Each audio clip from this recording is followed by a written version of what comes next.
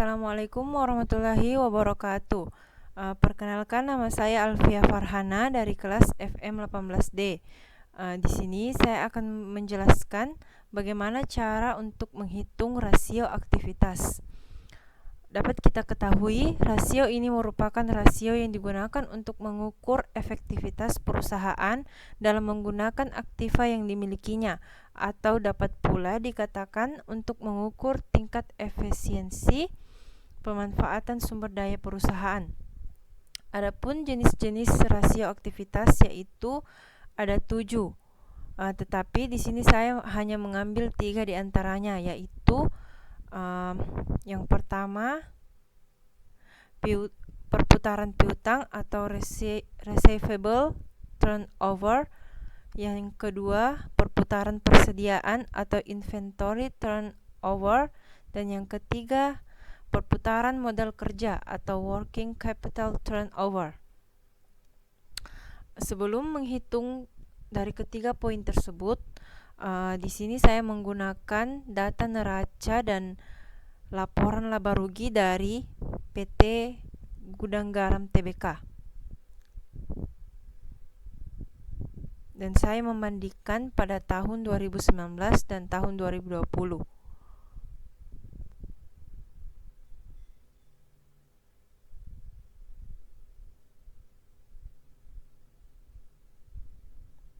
Baiklah, yang pertama, bagaimana cara menghitung perputaran piutang atau receivable turnover. Rasio ini merupakan rasio yang digunakan untuk mengukur berapa lama penagihan piutang selama satu periode. Rumusnya yaitu untuk menghitung tahun 2019 yaitu dengan rumus receivable turnover sama dengan penjualan kredit dibagi dengan piutang. Penjualan kredit ini adalah total penjualan dan piutang ini adalah total utang. Sama dengan 110.523.819 rupiah dibagi dengan 1.875.909 rupiah, menghasilkan 58,92 atau sama dengan 59 kali. Dan untuk tahun 2020 yaitu 114.477.311 rupiah dibagi dengan 2.556.127 rupiah, menghasilkan 44,78 atau sama dengan 45 kali. Dan yang kedua, bagaimana cara menghitung perputaran persediaan atau inventory turnover. Rasio ini merupakan rasio yang digunakan untuk mengukur berapa kali dana yang ditanam dalam persediaan ini dalam satu periode. Rumusnya yaitu inventory turnover sama dengan penjualan dibagi dengan persediaan. Baik, untuk tahun 2019 yaitu 110.523.819 rupiah dibagi dengan 42.847.314 rupiah, menghasilkan 2,58 atau sama dengan 2,6 kali. Dan untuk tahun 2020 114.477.311 rupiah dibagi dengan 39.894.523 rupiah, menghasilkan 2,87 atau sama dengan 8,9 kali. Terakhir yaitu perputaran modal kerja atau working capital turnover.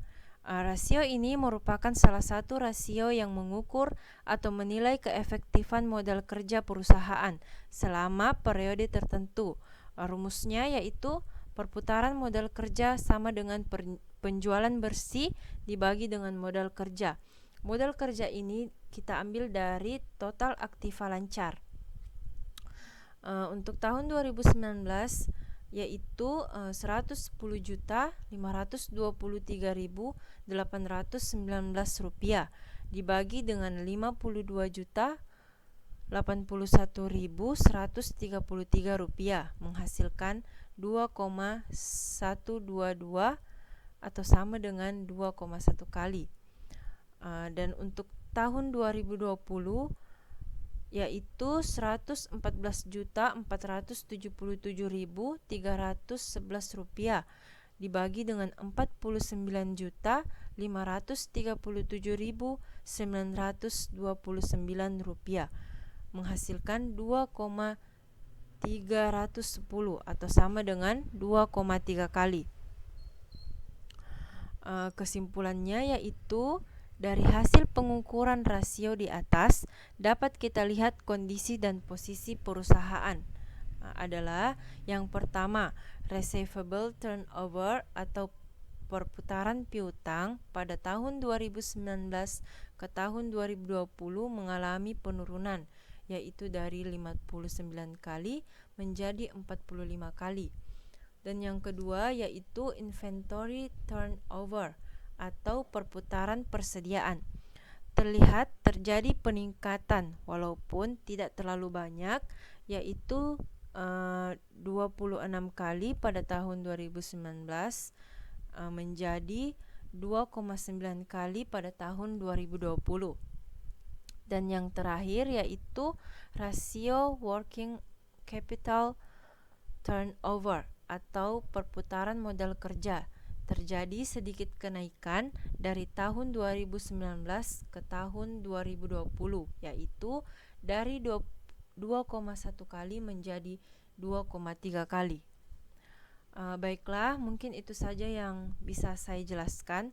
Kurang dan lebihnya mohon dimaafkan. Wassalamualaikum warahmatullahi wabarakatuh.